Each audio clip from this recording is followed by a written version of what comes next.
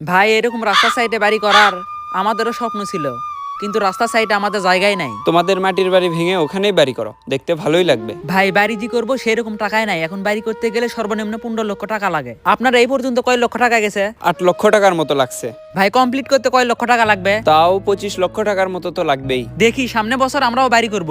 জমি কিনবে আমাদের গ্রামে এরকম কেউ আছে? কেন, জমি বিক্রি করবি নাকি? হ্যাঁ রে, আমাদের রাস্তার সাইডে একটা জমি আছে না, ওইটা বিক্রি করব। হঠাৎ রাস্তার সাইডে জমি বিক্রি করবি? হ্যাঁ রে, আমার চাকরি কথা চলতিছে, ওখানে টাকা লাগবে। তা চাকরির জন্য কয় টাকা লাগবে? 10 লক্ষ টাকা লাগবে, তার মধ্যে 3 লক্ষ টাকা আছে, আর 7 লক্ষ টাকা জমি বিক্রি করে ম্যানেজ করতে হবে। আমাদের গ্রামে জমি কিনবে এরকম তো কেউ নাই। তোর আব্বাকে বলি জমি নেবে নাকি? আব্বা কয়েকদিন আগে একটা নতুন ব্যবসা দিচ্ছে, আব্বার কাছে এখন টাকা নাই, তুই অন্য জায়গায় দেখ। তাহলে আর কি করার, আমার চাচাতো ভাইকে বলি, দেখি ওরা নেয় নাকি। তুই আমার চাচাতো ভাই, তোকে না বলে যদি কোনো কাজ করি তাহলে তো পরে বকাবকি করবি। কি কাজ করবি? তুই তো জানিস আমার চাকরি কথা চলতেছে, আমি ইন্টারভিউ ভাইবা দুইটাতেই টিকে গেছি। মনে কর আমার চাকরি কনফার্ম হয়ে গেছে, সাতদেরকে নাস্তা করানোর জন্য 10 লক্ষ টাকা দিতে হবে। নাস্তা করানোর জন্য 10 লক্ষ টাকা দেওয়া লাগবে? আমার থেকে তাও কমই নিচ্ছে, আমার সাথে 2 জনের চাকরি আছে, ওদের থেকে 12 লক্ষ টাকা নিছে। তা 10 লক্ষ টাকা কোথায় পাবি? তার জন্যই তো তোর কাছে আসলাম। 3 লক্ষ টাকা আছে, রাস্তার সাইডে জমি বিক্রি করব, তোরা নিবি নাকি? রাস্তার সাইডের জমি বিক্রি করবি? বিক্রি করা ছাড়া আর তো কোনো উপায় নেই। আমাদের কাছে তো এত টাকা নাই, দেখি আব্বাকে বলি। শোনেক, জমি বাইরে দিতে চাচ্ছি না, নিজেদের মধ্যেই থাক, তোরাই নে। তা জমির দাম কিরকম? অন্য জনের কাছে 1,40,000 টাকা শতক চাচ্ছি, তোদের কাছে এত চাবো না, 1 লক্ষ টাকা শতকই দিস। আচ্ছা ঠিক আছে, জমি আমরাই নেব, তুই অন্য কাউকে বলিস না। আচ্ছা ঠিক আছে, আমি কাউকে বলবো না, তুই টাকা 2-3 দিনের মধ্যে দেওয়ার চেষ্টা করিস। আচ্ছা আমি তাহলে আব্বার সাথে কথা বলে টাকার ব্যবস্থা করি। চাচারা জমি বিক্রি করবে জানেন নাকি? হ্যাঁ শুনলাম তো। কাকাদের জমি আমরাই নেই। জমি নিবি, এত টাকা কই পাবো? কেন টাকা নাই? জমি নিতে প্রায় 8 লক্ষ টাকার মতো লাগবে, আমার কাছে 4 লক্ষ টাকা আছে। গরু বিক্রি করবেন? গরু বিক্রি করে 1 লক্ষ টাকা পাবো, আমার কাছে আছে 4 লক্ষ, মোটে 5 লক্ষ, আর 3 লক্ষ টাকা কই পাবি? চাচা তো ভাই আমাকে বলে দিছে, অন্যদেরকে বলতেছে 1,20,000 টাকা শতক, আমাকে বলছে তোরা 1 লক্ষ টাকা শতক দেশ, তাহলে 7 শতকের দাম 7 লক্ষ টাকা। যদি গরু বিক্রি করেন তাহলে তো 5 লক্ষ টাকা হয়ে গেল, আর 2 লক্ষ টাকা লাগে। একটা কাজ করেন, উত্তরপাড়ার জমি বিক্রি করে দেন। কি বলিস, জমি বিক্রি করে জমি নেব? উত্তরপাড়ার জমি গ্রামের ভিতরে, ওই জমির দাম কখনো বাড়বে না। আর চাচারা যে জমি বিক্রি করতেছে ওটা রাস্তার সাইডে, ভবিষ্যতে ওটার দাম বাড়বে, আমরা ওই জমি নেই। তুই অবশ্য কথা ঠিকই বলছিস, তাহলে আজম ব্যাপারীকে বল গরু বিক্রি করি। আচ্ছা ঠিক আছে, কিন্তু জমি কার কাছে বিক্রি করবেন? আমাদের গ্রামে জমি নেবে এমন কেউ তো দেখতেছি না। আপনি একটা কাজ করেন, মুজাফফর পাটোয়ারের কাছে যান, দেখেন জমি নাই নাকি। আচ্ছা ঠিক আছে, আমি মুজাফফর পাটোয়ারের কাছে যাচ্ছি, তুই গরু বিক্রি করার ব্যবস্থা কর।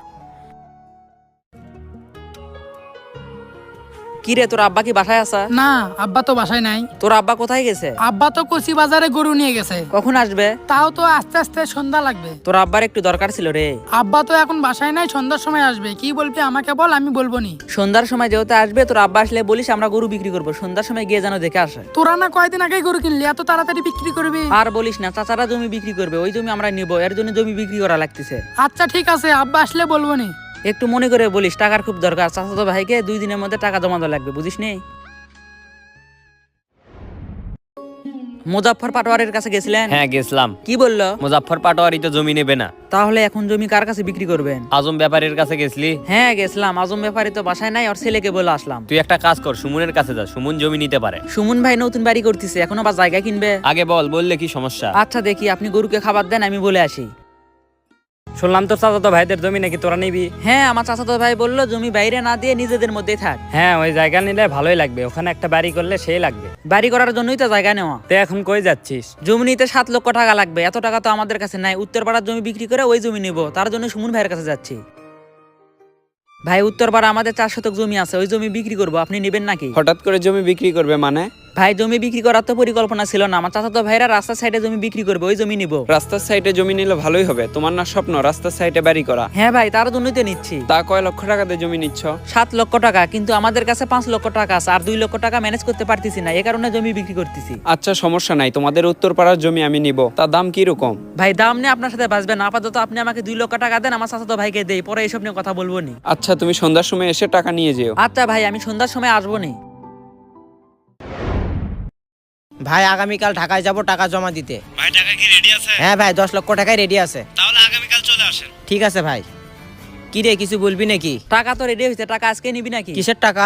কিসের টাকা আবার? জমির টাকা। একটা তো ভুল হয়ে গেছে। ভুল হয়ে গেছে মানে? আমি তো জমি তোদেরকে দিতে পারবো না। কেন জমি দিতে পারবি না? জমিতে আমি ফটকুদেরকে দিয়ে দিছি। ফটকুদেরকে দিয়ে দিছিস মানে? তাহলে আমাদেরকে কি দিবি? ফটকু 1 লক্ষ টাকা বেশি দিছে, এর জন্য জমি ওকে দিয়ে দিছি। তাহলে আমরা যে তোদের জমি কেনার জন্য উত্তরপাড়ার জমি বিক্রি করে দিলাম, গরু বিক্রি করে দিলাম, তাহলে আমরা এখন কি করব?